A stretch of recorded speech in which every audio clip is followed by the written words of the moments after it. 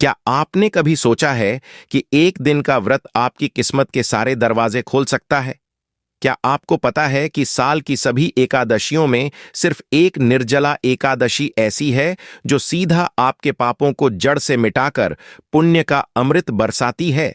अगर आप सिर्फ एक एकादशी का व्रत कर सकते हैं, तो यही वह दिन है जिसे देवताओं ने भी श्रेष्ठ माना है, पितरों ने भी स्वीकार किया है और भगवान विष्णु ने स्वयं आशीर्वाद दिया है। यही वो रात है जब सच्चे मन से किया गया संकल्प सीधे वैकुंठ के द्वार तक जाता है। आज महावोध टीवी पर हम आपको ले चलेंगे एक ऐसी यात्रा पर जो सिर्फ ज्ञान नहीं बल्कि आत्मा की जागृति का माध्यम बनेगी। इसलिए बने रहिए हमारे साथ, क्योंकि अंत तक इस वीडियो को देखने के बाद शायद आप भी कह उठें, धन्य है वह दिन जब मैंने यह व्रत किया। महावोध टीवी को अभी सब्सक्राइब करें और कमेंट करके बताएं, क्या आपने कभी निर्जला एकादशी का व्रत रखा है? निर्जला एकादशी एक ऐसा दिव्य दिन जब केवल शरीर ही नहीं, आत्मा भी तपती है, पर उसका हर क्षण ईश्वर की कृपा से भीग जाता है। साल 2025 में यह पावन व्रत 6 जून शुक्रवार के दिन पड़ रहा है। यह वही दिन है जिसे भीमसेनी एकादशी भी कहा जाता है, जब पांडवों में सबसे बलवान भीम ने भी केवल एक बार व्रत किया, और वह था निर्जला एकादशी का। चाहिए अब जान लेते हैं एकादशी तिथि का आरंभ होगा 5 जून को दोपहर 2:41 पर तिथि समाप्त होगी। 6 जून को दोपहर 1:05 और व्रत का पारण यानी व्रत खोलने का शुभ समय होगा 7 जून की सुबह 5:26 से 8:11 तक। यह व्रत केवल निर्जल रहने का नाम नहीं है, यह वह ब्रह्म क्षण है जब व्यक्ति अपने समस्त कर्मों से, अपनी समस्त वासनाओं से और अपने सभी भौतिक मोहों से ऊपर उठकर एक शुद्ध चेतना की अवस्था को प्राप्त करता है। शास्त्रों में वर्णन है कि एक निर्जला एकादशी व्रत साल की सभी 24 एकादशियों के पुण्य के बराबर होता है। सर्वापराधक्षमम पुण्यम सर्ववेदेषु गीयते, निर्जला एकादशी पुण्या सर्वतीर्थ फलप्रदा। अर्थात यह एक व्रत समस्त तीर्थों के फल को देने वाला है। इसका पुण्य फल इतना अद्भुत है कि भगवान विष्णु स्वयं अपने भक्तों के समक्ष प्रकट होकर वरदान देते हैं। इस दिन जल दान करना विशेष पुण्यकारी माना गया है। घड़ा, सत्तू, छाता, पंखा, वस्त्र और फल का दान करने से जीवन के सारे दोष समाप्त हो जाते हैं। विशेषकर जो लोग अपने पितरों की आत्मा की शांति के लिए कुछ करना चाहते हैं, उनके लिए यह दिन एक स्वर्णिम अवसर है। महावोध टीवी के माध्यम से हम आपसे निवेदन करते हैं, इस दिन केवल व्रत करने तक सीमित न रहें। अपने भीतर के क्रोध, लोभ, मोह, ईर्ष्या और असत्य को भी त्यागें। यही सच्चा उपवास है, यही सच्चा निर्जला तप है। जिस दिन शरीर जल नहीं लेता, उस दिन आत्मा ईश्वर के अमृत में स्नान करती है। जब जीभ मौन होती है, तब अंतरात्मा की आवाज सबसे ज्यादा स्पष्ट होती है। निर्जला एकादशी केवल व्रत नहीं, यह परमात्मा से आत्मा के मिलन का महासंगम है। कथा प्रारंभ होती है द्वापर युग में, जब पांडव वनवास में थे। सभी भाई युधिष्ठिर, अर्जुन, नकुल, सहदेव बड़े श्रद्धापूर्वक हर एकादशी का व्रत रखते थे। वे संकल्प करते, उपवास करते, नियम पालन करते और भगवान श्रीहरि की भक्ति में लीन रहते। परंतु एक थे भीमसेन, बलवान, वीर, अपराजेय। उनकी भूख इतनी तीव्र थी कि उन्हें व्रत करना असंभव लगता था। भोजन उनका बल था और उपवास से वे बेचैन हो उठते थे। एक दिन उन्होंने अपने गुरु महर्षि वेद व्यास से निवेदन किया, गुरुदेव, मेरी शक्ति मुझे व्रत नहीं करने देती, परंतु मैं भी चाहता हूं कि मुझे भी वही पुण्य प्राप्त हो जो मेरे भाइयों को हर एकादशी से मिलता है। कृपा करके कोई ऐसा उपाय बताइए जिससे मैं भी सभी एकादशियों का फल प्राप्त कर सकूं। महर्षि वेद व्यास मंद मुस्कान के साथ बोले, भीमसेन, यदि तुम वर्ष भर की सभी एकादशियों का पुण्य एक ही दिन में प्राप्त करना चाहते हो, तो एकमात्र उपाय है निर्जला एकादशी का व्रत। इस दिन न अन्न, न जल, न फल, कुछ भी ग्रहण नहीं करना होता। केवल श्रद्धा, केवल तप, केवल संकल्प। भीम के हृदय में उत्साह जागा। उन्होंने प्रण लिया, यदि यह एक दिन मुझे साल भर का पुण्य दे सकता है, तो मैं अपनी भूख को हराकर इस एक दिन के लिए तपस्वी बन जाऊंगा। आया वह दिन, ज्येष्ठ शुक्ल पक्ष की एकादशी। तपती गर्मी, सूर्य की तीव्र किरणें, प्यास से सूखते होंठ, कांपता शरीर, पर भीम अडिग रहा। उन्होंने जल की एक बूंद तक ग्रहण नहीं की। जब शरीर कांपने लगा, आंखों के सामने अंधेरा छाने लगा, तब उन्होंने भगवान विष्णु का ध्यान किया और तभी एक दिव्य अनुभूति हुई, जैसे स्वयं विष्णु उनके लिए यह व्रत एक चमत्कारी औषधि है। नंबर 3, भौतिक लाभ। जी हां मित्र, भक्ति केवल परलोक के लिए नहीं, इस लोक के लिए भी कल्याणकारी होती है। जो व्यक्ति इस दिन व्रत करता है, नियमों का पालन करता है और जरूरतमंदों की सेवा करता है, उसकी आर्थिक स्थिति में सुधार आता है, घर में सुख शांति बढ़ती है और परिवार में कलह, दरिद्रता और रोग दूर होने लगते हैं। नंबर 4, पितृदोष से मुक्ति। जिन परिवारों में पितरों की अशांति होती है, वहां वंश वृद्धि में रुकावट, विवाह में विलंब, संतान सुख की बाधा या बार बार मृत्यु जैसा भय बना रहता है। निर्जला एकादशी पर पानी, छाता, सत्तू और वस्त्र का दान करके पितरों को संतुष्ट किया जाता है, जिससे पितृदोष का नाश होता है और घर में सुख समृद्धि का संचार होता है। नंबर 5, कर्मों का शुद्धिकरण। मनुष्य जन्मों के पापों का भार लेकर चलता है। जाने अनजाने में किए गए अपराध, दोष, गलती और दुर्भावनाएं हमारे चारों ओर एक कर्म का बंधन बना देती है। लेकिन यह व्रत, विशेषतः जब पूरी श्रद्धा और तप से किया जाए, उन सभी बंधनों को काट देता है। जैसे कोई पवित्र अग्नि अशुद्धियों को भस्म करती है, वैसे ही निर्जला एकादशी तप सारे कर्मों को शुद्ध कर देता है। जब सूरज तप रहा हो, जब प्यास ने शरीर को तोड़ दिया हो, जब भूख ने आंखों के सामने अंधेरा कर दिया हो, तब भी अगर कोई मुस्कुराकर कहे, हे प्रभु, यह तप केवल आपके लिए है, तो वह कोई साधारण क्षण नहीं होता, वह निर्जला एकादशी का क्षण होता है। यह व्रत केवल निर्जला रहने का नाम नहीं, यह निर्भय होने का साहस है। यह आत्मा की वो पुकार है जो कहती है, मैं सिर्फ देह नहीं, मैं प्रकाश हूं, मैं नारायण का अंश हूं। महावोट टीवी के माध्यम से हम आपको लेकर आए इस दिव्य यात्रा में आपने जाना तिथि, मुहूर्त, कथा, नियम, लाभ और जीवन बदल देने वाले उपाय। लेकिन अब अंत में एक प्रश्न आपसे, क्या आप भी उस भीमसेन की तरह अपने जीवन में एक दिन ऐसा रख सकते हैं जो सिर्फ ईश्वर के नाम हो? क्या आप भी अपनी किसी कमजोरी को त्याग कर उस खालीपन को प्रभु की भक्ति से भर सकते हैं? मित्रों, निर्जला एकादशी केवल देवताओं की कथा नहीं, यह आपकी कहानी बन सकती है। हर साल लाखों लोग इस व्रत को करते हैं, पर कुछ ही ऐसे होते हैं जिनके जीवन में वास्तविक परिवर्तन आता है, क्योंकि उन्होंने केवल शरीर को नहीं तपाया, अपने मन को भी ईश्वर के सामने झुका दिया। एक मां ने बताया कि उनके बेटे की नौकरी सालों से नहीं लग रही थी। उन्होंने निर्जला एकादशी पर सच्चे मन से व्रत रखा और अगले ही महीने चमत्कारिक रूप से नौकरी का बुलावा आया। एक वृद्ध महिला ने लिखा, मैंने पहली बार निर्जला किया तो लगा जैसे आत्मा को नया जीवन मिला हो। ऐसे हजारों अनुभव इस व्रत की अदृश्य शक्ति को प्रमाणित करते हैं। और अब यह 6 जून आपके लिए भी वही दिन हो सकता है। बस जरूरत है एक संकल्प की, एक सच्ची श्रद्धा की और एक पूरी भक्ति से भरे हुए हृदय की। अगर आपने अब तक यह व्रत कभी नहीं किया तो इस बार कीजिए, जैसे यह आपका आखिरी अवसर हो प्रभु से मिलने का। और अगर पहले कर चुके हैं तो इस बार कीजिए जैसे यह आपका नया जन्म हो। और मित्रों, अगर यह व्रत आपको स्पर्श करे तो उसे किसी और तक पहुंचाइए, क्योंकि भक्ति तब पूर्ण होती है जब वह साझा की जाए। महावोद टीवी आपके साथ इस यात्रा में हमेशा है। अगर यह संपूर्ण स्क्रिप्ट आपको भावनात्मक रूप से छू गई हो तो कृपया चैनल को सब्सक्राइब करना न भूलें। इस वीडियो को लाइक करें और कमेंट करके बताएं, आपकी निर्जला एकादशी की सबसे बड़ी भावना क्या है? क्या आपने कभी इस व्रत से कोई चमत्कार अनुभव किया है? क्या आप इस बार पहली बार यह व्रत करने जा रहे हैं? आपका अनुभव किसी और को प्रेरणा बन सकता है।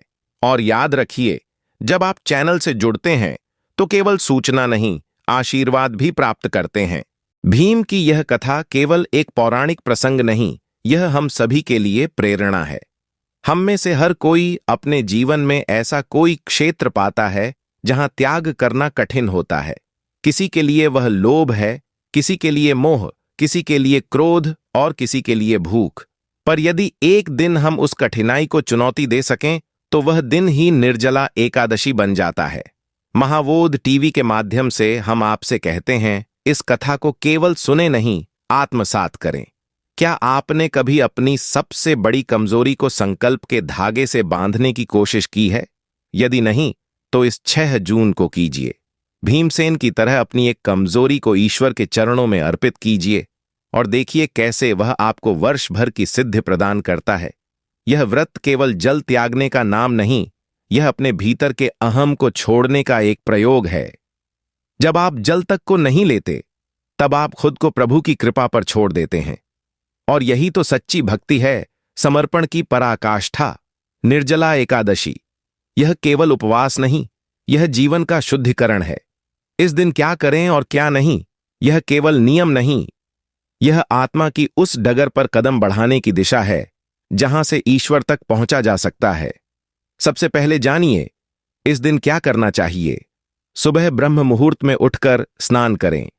अगर संभव हो तो गंगा जल से स्नान करें, नहीं तो स्नान के जल में कुछ बूंदें गंगा जल की मिलाएं।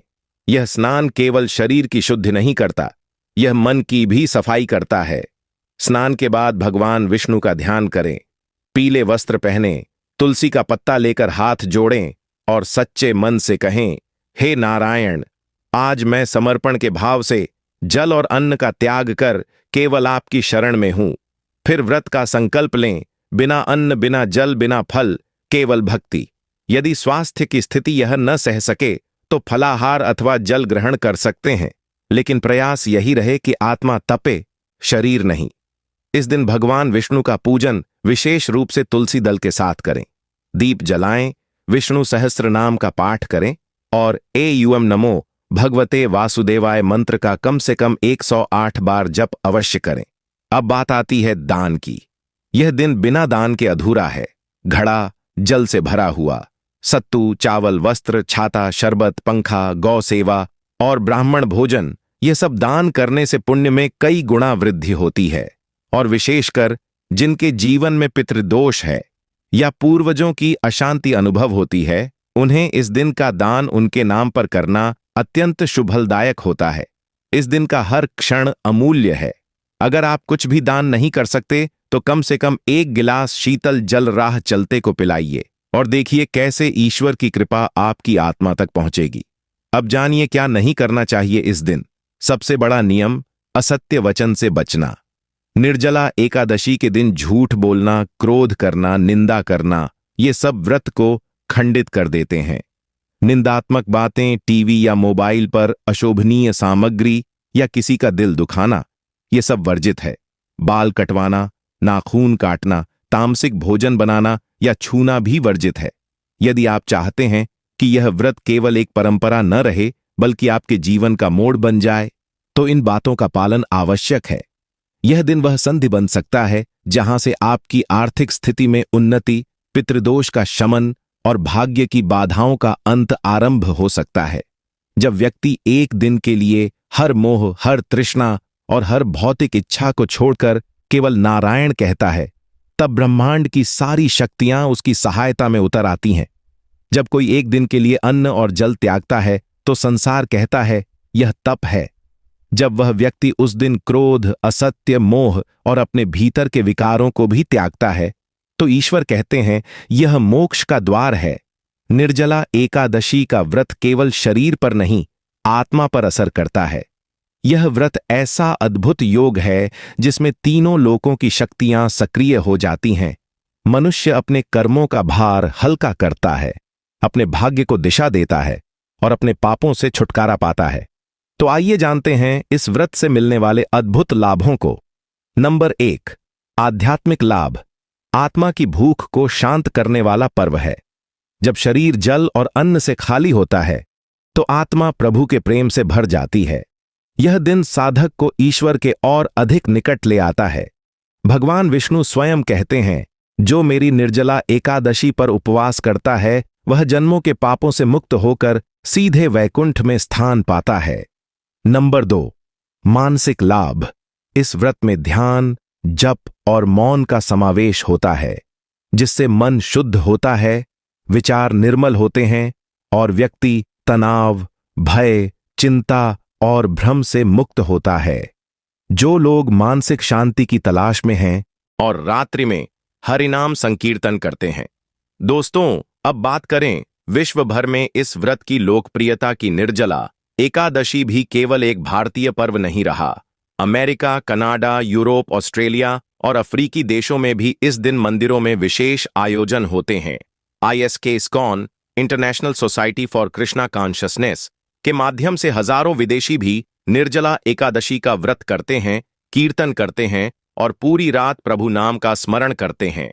यह देखना अत्यंत आनंददायक होता है कि जब कोई विदेशी बालक, जो कभी भगवान विष्णु के नाम से भी अनभिज्ञ था, आज एकादशी की रात्रि को राधेश्याम का नाम लेकर नाचता है, रोता है और भाव विभोर हो जाता है, तो लगता है कि धर्म की कोई भाषा, जाति, रंग या देश नहीं होता, केवल भावना होती है।